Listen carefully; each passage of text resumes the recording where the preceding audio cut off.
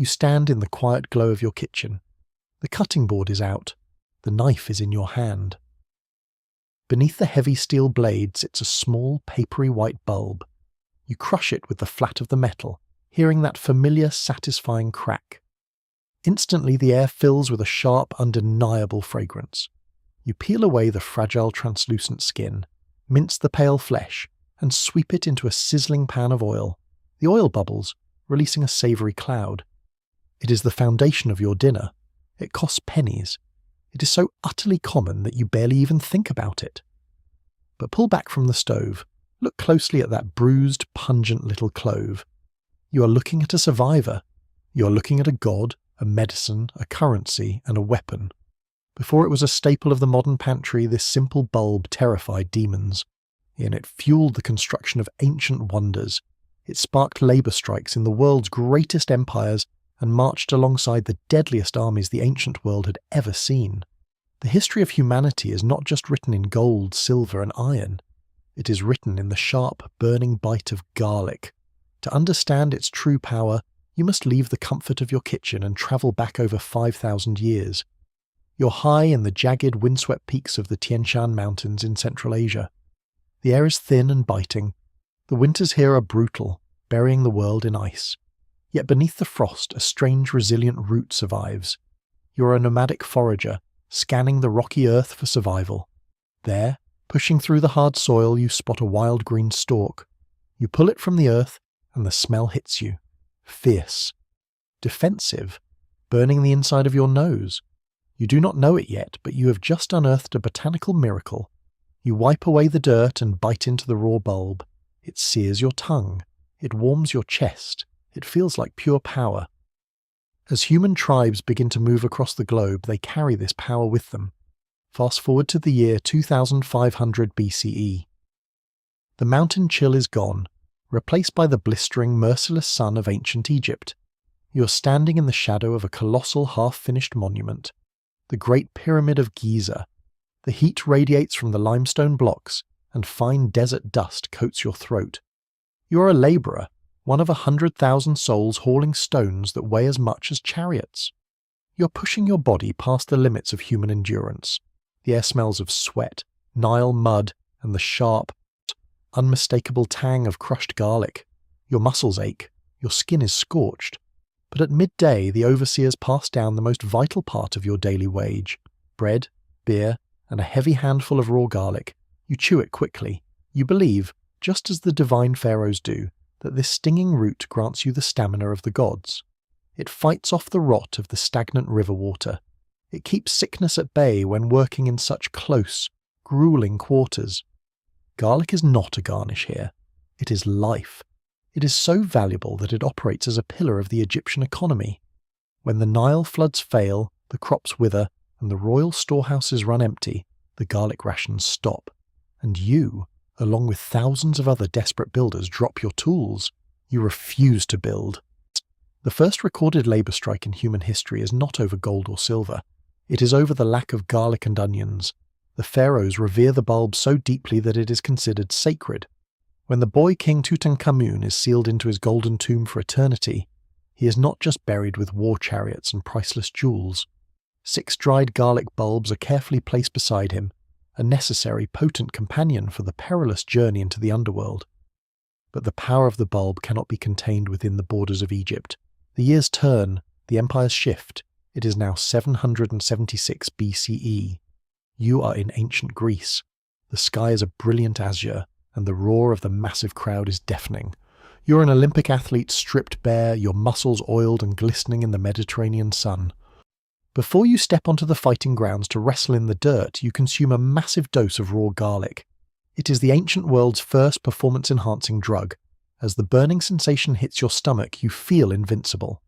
Across the sea, the Roman Empire is rapidly rising to power. You trade your wrestler's oil for the heavy iron armour of a Roman legionnaire. You're marching north into the cold, terrifying forests of Gaul. You are far from Rome. The shadows are long, and the enemies fierce. But sewn tightly into your woolen tunic is a bulb of garlic. It is a tribute to Mars, the god of war. You believe it gives you courage. Before the Colosseum floors were soaked in blood, gladiators chewed the raw cloves, hoping the fire in their throats would translate to fire in their swords. And as your legion conquers new lands, you plant the cloves in the foreign dirt. You're not just growing food, you are purifying the conquered earth, marking the territory with the unmistakable scent of Rome. Where the Roman legions march, the stinking rose follows. But its journey is not just one of war and conquest, it is a seasoned traveller of the legendary Silk Road. Imagine yourself now as a weary merchant in the first centuries. You are crossing the vast, unforgiving deserts of Persia. Your camel is laden with bolts of shimmering Chinese silk, fragrant Indian peppercorns, and heavy bags of dried garlic. Bandits roam the dunes. The journey takes months, yet in every caravanserai you stop at, you trade your garlic. Indian Ayurvedic healers buy it from you eagerly, grinding it into ancient medicines to cure rheumatism and prevent infections. Chinese physicians prescribe it to aid digestion and treat the lungs. As centuries pass, the bulb's reputation as a healer morphs into something far darker and far more desperate. It is the 14th century. Europe is gripped by an unimaginable nightmare, the Black Death. You walk the narrow cobblestone streets of a French city. The air is thick with the stench of decay. The death toll is climbing. Invisible demons seem to stalk the dark alleys. You're terrified.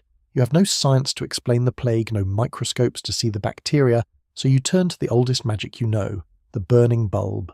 You string garlic together and hang it around your neck. You rub it on your doors and your windowsills. If you are one of the notorious grave robbers of the era, picking the pockets of the dead, you soak the crushed cloves in vinegar and wash your face in it, believing the fierce, sulphurous fumes will create a barrier between you and the foul air. Because it genuinely repels insects like fleas and possesses natural antibacterial properties, it sometimes actually works. The legend of its power explodes. The bulb is no longer just a food or a medicine, it is a supernatural shield.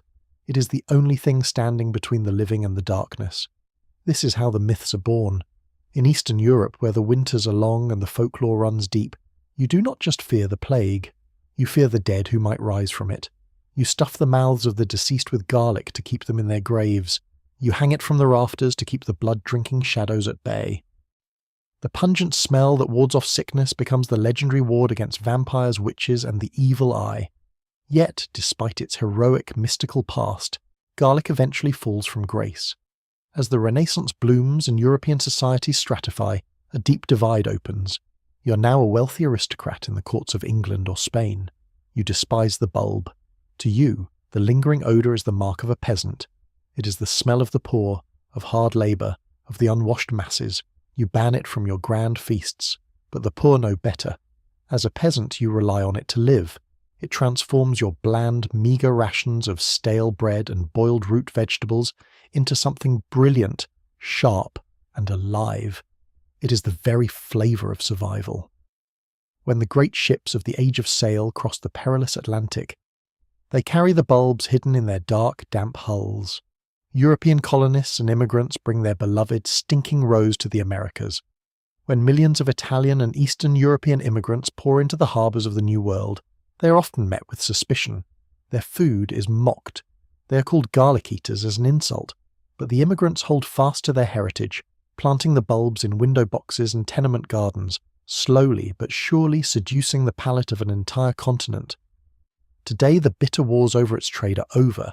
The mighty empires that fed it to their conquering armies have crumbled to dust. The horrific plagues it fought have faded into history books, but its legacy remains hidden perfectly in plain sight. Return to your modern kitchen.